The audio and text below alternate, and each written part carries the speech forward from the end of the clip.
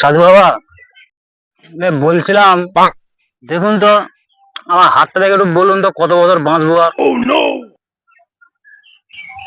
বৎস, তোমার আর আয়ু বেশি দিন নেই, আর মাত্র 2 মাস।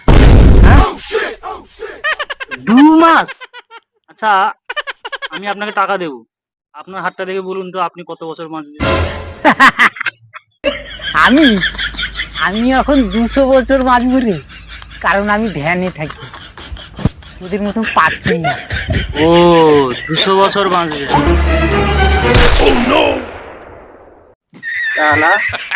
200 বছর? 2 মিনিট বাঁচার সারা অসাধ্য।